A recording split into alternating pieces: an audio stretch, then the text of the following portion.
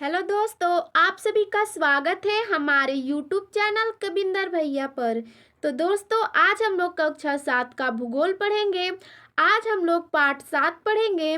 हमारे पाठ का नाम है समुद्र की गतियाँ। तो आज हम लोग इस पाठ से अभ्यास प्रश्न देखेंगे। चलिए पहला प्रश्न देखते हैं। निम्नलिखित प्रश्नों के उत्तर संक्षेप में दीजिए। इसमें क नंबर प्रश्न है, तरंगे कैसे बनती हैं? तो इसका उत्तर है, समुद्र में तरंगों का जन्म कई कारणों से होता है, परंतु इनमें पवन सबसे अधिक महत्वपूर्ण होती है। तरंगे समुद्र की सतह पर पवनों द्वारा जल को ढकेले जाने की प्रक्रिया के कारण बनती हैं। जल की सतह से टकराकर पवनें उसे विभिन्न स्थान से उठा देती हैं, जिससे मोड़ों के रूप में जल ऊपर नीचे होता है। उन्हें ही तरंगे कहते हैं। चलिए दोस्तों, अगला प्रश्न देखते हैं। ख नंबर, ज्वार भाटा क्या है तथा ये कैसे उत्पन्न होते हैं? तो इसका उत्तर हो जाएगा, सागरीय जल के ऊपर उठकर आगे बढ़ने को ज्वार तथा सागरीय जल के नीचे गिरकर सागर की ओर पीछे लौटने को भाटा कहते हैं। ज्वार भाटा सूर्य तथा चंद्रमा की आकर्षण शक्तियों के कारण उत्पन्न होते हैं। हम लोगों का अगला प्रश्न है ग नंबर, महासागरीय जल की गतियों के नाम लिखिए। तो इसका उत्तर हो जाएगा, महासागरीय जल की गतियां इस प्रकार हैं। पहला लहरें, दूसरा ज्वार भाटा, तीसरा धाराएं, चौथा सुनामी। हम लोगों का अगला प्रश्न है 4 नंबर, घ नंबर, प्रशांत महासागर की 5 प्रमुख जलधाराओं के नाम लिखिए। तो इसका उत्तर हो जाएगा, पहला है क्यूराइल की धारा, दूसरा है क्यूरोशियो की धारा, तीसरा है उत्तर विषुवतीय रेखीय धारा, चौथा है दक्षिण विषुवतीय रेखीय धारा और पांचवा है पीरू की धारा।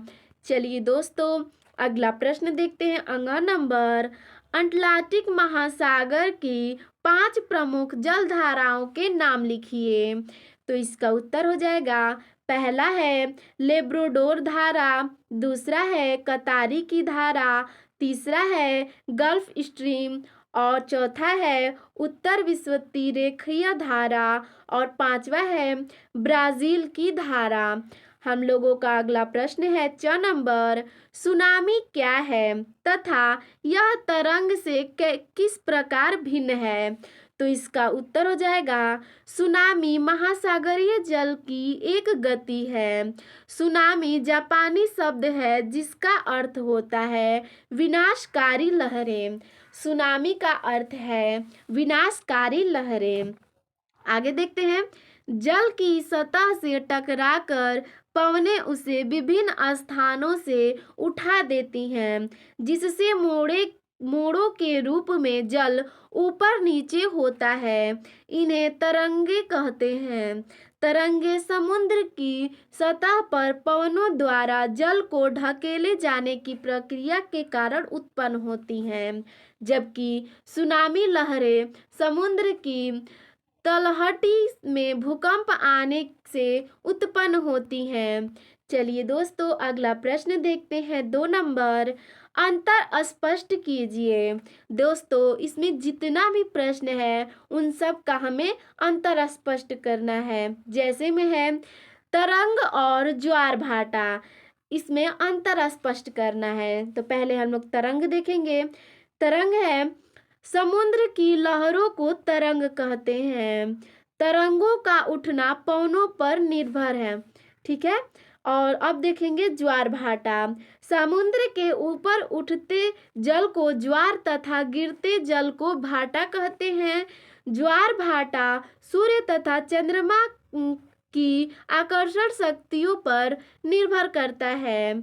अगला है हम लोगों का इसी प्रकार ख नंबर, गर्म और ठंडी जल धारा।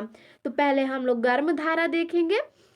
ये धाराएं भूकंप भूमध्य रेखा, जिसे हम लोग गर्म क्षेत्र कहते हैं, से ध्रुवों यानी कि ठंडे क्षेत्र की ओर चलती है। इनका जल जल गर्म होता है। ठीक है, अब देखेंगे हम लोग ठंडी धारा। ये धाराएं ध्रुवों जैसे कि ठंडे क्षेत्र की ओर से भूमध्य रेखा गर्म क्षेत्र की ओर चलती हैं। इनका जल ठंडा होता है। देखिए दोस्तों, हम लोगों ने देखा गर्म जल में कि ये जल जो है ये गर्म क्षेत्र से ठंडे क्षेत्र की ओर चलती है और इनका जल गर्म होता है। और हम लोगों ने देखा कि ठंडी धारा में कि ये ठंडे क्षेत्र की ओर से गर्म की क्षेत्र की ओर चलती हैं और इनका जल ठंडा होता है। अब हम लोग देखेंगे ग नंबर, धारा और प्रवाह। तो इसका उत्तर है धारा। चलिए धारा देखते हैं। महासागरीय जल का कम चौड़ा तथा तेज गति में बहने वाले रूप को धारा कहते हैं। इनकी गति लगभग 2 से 10 किलोमीटर प्रति घंटा होती है।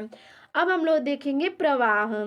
महासागरीय जल का एक चौड़े तथा धीमी गति में बहने वाले रूप को प्रवाह कहते हैं।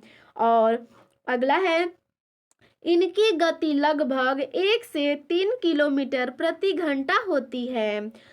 चलिए दोस्तों, अब हम लोगों ने अंतर स्पष्ट करना देखा। अब हम लोग देखेंगे कारण बताइए। अब इसमें जितने भी प्रश्न होंगे उन सबका हमें कारण बताना है। जैसे में है क नंबर प्रश्न, समुद्र का जल खारा होता है, इसका क्या कारण है? तो इसका उत्तर हो जाएगा महासागरों का जल विभिन्न प्रकार के लवणों की उपस्थिति के कारण खारा होता है। अगला प्रश्न है ख नंबर, पूर्णमासी और अमावस्या को दीर्घ ज्वार आता है, इसका क्या कारण है?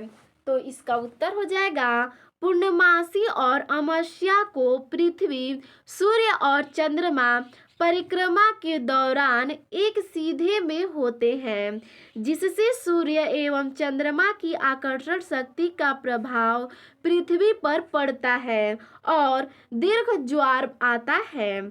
चलिए अगला प्रश्न देखते हैं घ नंबर, उत्तर पश्चिमी यूरोप के बंदरगाह वर्ष भर आवागमन के लिए खुले रहते हैं, इसका क्या कारण है? तो इसका उत्तर हो जाएगा गर्म हवाओं के प्रभाव के कारण उत्तर पश्चिमी यूरोप के बंदरगाह वर्ष भर खुले रहते हैं। अगला प्रश्न है घ नंबर, मुख्य मत्स्य क्षेत्र वहां पाए जाते हैं जहां गर्म और ठंडी जलधाराएं मिलती हैं, इसका क्या कारण है? तो इसका उत्तर हो जाएगा जहां गर्म और ठंडी धाराएं मिलती हैं वहां मछलियां बहुत अधिक पाई जाती हैं, क्योंकि यहाँ प्लैंकटन नामक घास उत्पन्न होती है जो मछलियों का मुख्य भोजन है। अब हम लोग अगला प्रश्न देखेंगे 4 नंबर, सही विकल्प की पहचान कीजिए। इसमें क नंबर प्रश्न है, ज्वार भाटा की उत्पत्ति का मुख्य कारण है।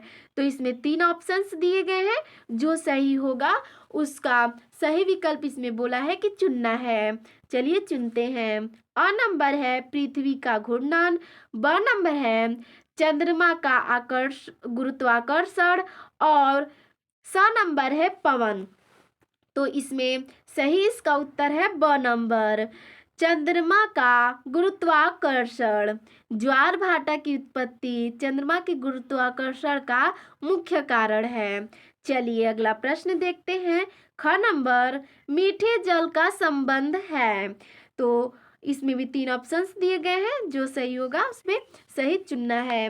अ नंबर है महासागर, ब नंबर है सागर और स नंबर है नदी। तो इसका सही उत्तर है नदी, यानी कि मीठे जल का संबंध नदी से होता है। तो दोस्तों, आपको हमारा यह वीडियो कैसा लगा हमें कमेंट में ज़रूर बताइएगा। धन्यवाद।